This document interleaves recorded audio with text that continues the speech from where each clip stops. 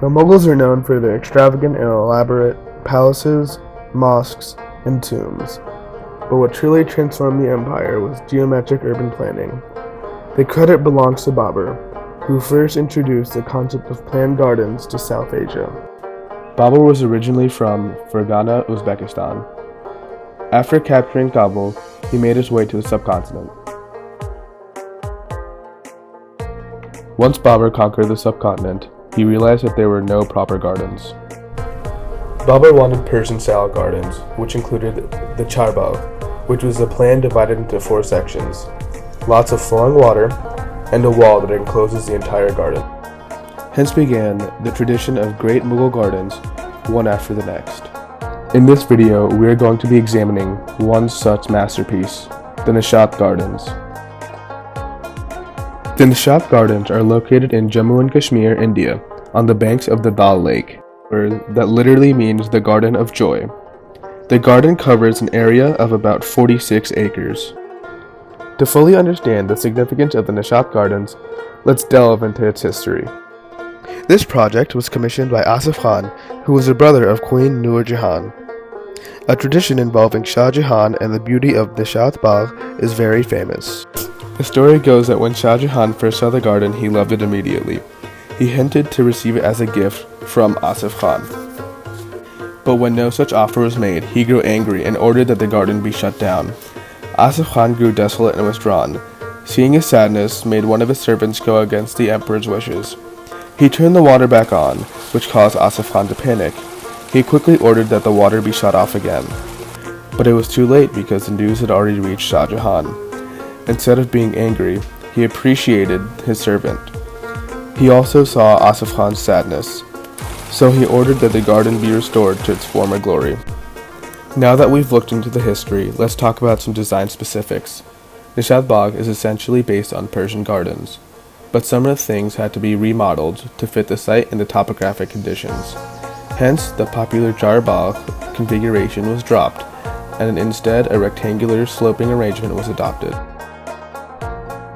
The plan is divided into 12 terraces or porches representing the 12 zodiac signs.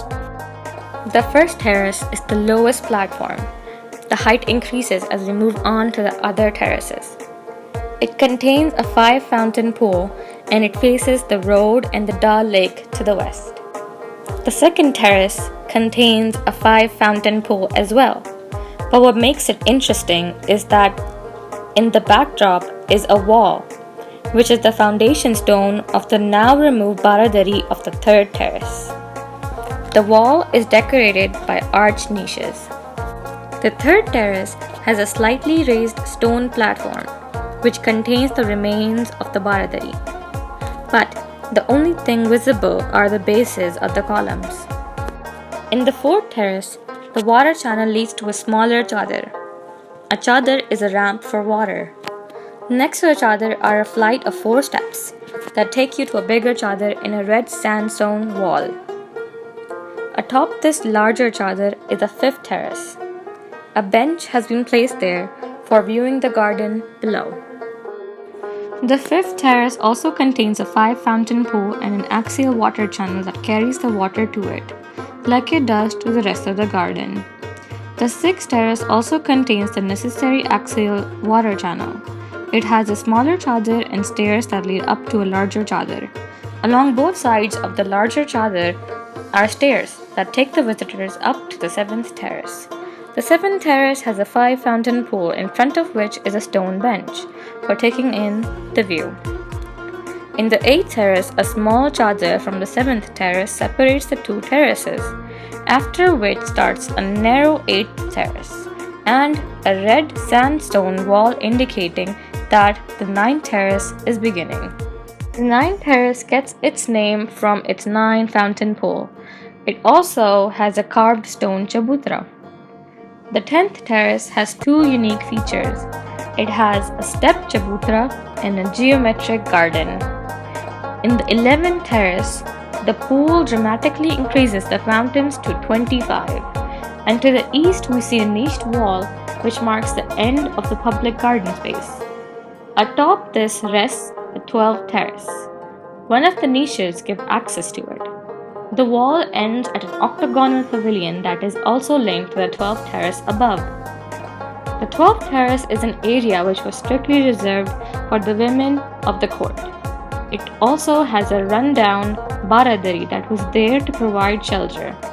This baradari is also where the water channel begins, the same water channel that distributes water to the whole garden. One amazing aspect of this garden is its crystal clear water. The water comes from a spring behind the garden, known as Gopi Tirth. The elaborate Nishat Bagh has historically received admiration from several provincial governors. The Bagh has been restored, the baradari on the third terrace has been removed, and today, the garden is a public park.